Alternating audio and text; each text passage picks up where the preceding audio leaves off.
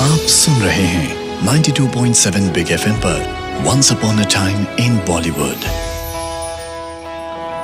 92.7 Big FM पर स्वागत है आपका एक बहुत ही खास शो जिसका नाम है once upon a time in Bollywood. मैं सिद्धार्थ और मेरे साथ जानी मानी फिल्म क्रिटिक और ऑथर भावना सोमैया हैं। और भी जहां में सुखनवर बहुत अच्छे कहते हैं कि गालिब का है अंदाजे बयां। और ऐसे बहुत कम ही डायरेक्टर्स होते हैं, फिल्म मेकर्स होते हैं जिनका एक मुख्तलिफ स्टाइल होता है और हम कहते हैं कि बहुत स्टाइलाइज्ड फिल्म मेकर हैं। उनकी हर फिल्म एक दूसरे से बहुत मुख्तलिफ होती है और फिर भी हमें बहुत ज्यादा पसंद आती है। ऐसे ही एक कमाल के फिल्म मेकर आज खास तौर पर हमारे साथ हैं। जी हाँ, रमेश सिप्पी साहब की बात कर रहा हूं। रमेश जी, बहुत बहुत स्वागत आपका 92.7 बिग एफएम पर। सबसे पहले तो ये जानना चाहूंगा कि फिल्मी फैमिली से आप रहे और फिल्मों से हमेशा जुड़े रहे, फिल्में देखते भी रहे। बचपन की अगर बात करूं या टीनेज की बात करूं, क्या किया करते थे? आपके लाइक्स और डिसलाइक्स क्या थे उस जमाने में? मेरा ख्याल है काफी छोटी उम्र में मैं फैसला कर चुका था। कभी कभी पिताजी के साथ मिस्टर जी पी सेट्स पे जाया करता था, वीकेंड्स पे, सैटरडे संडे। तो जो वहाँ एक दुनिया देखी मैंने, काफ़ी फैसिनेट की उसने मुझे। तो मैं हमेशा चाहता था कि यही और यहीं मुझे काम करना है, यही काम करना है मुझे।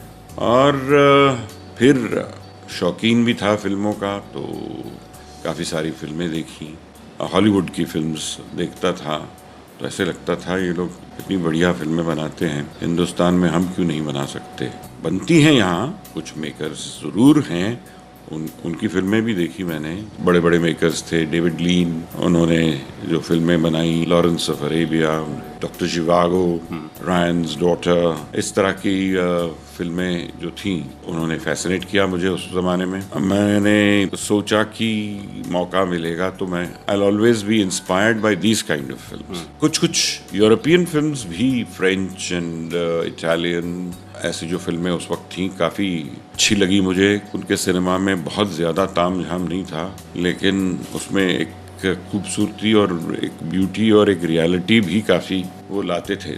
तो ये बैलेंस क्या मैं कर पाऊंगा? ऐसी चीज़ें कुछ हॉलीवुड की तरह, कुछ यूरोप की तरह, कुछ। जब भी मैंने कोई फिल्म बनाने की कोशिश की तो उसकी जो अपनी असलियत है, उस फिल्म की, उस कहानी की, उस माहौल की, उस पे कंसंट्रेट किया।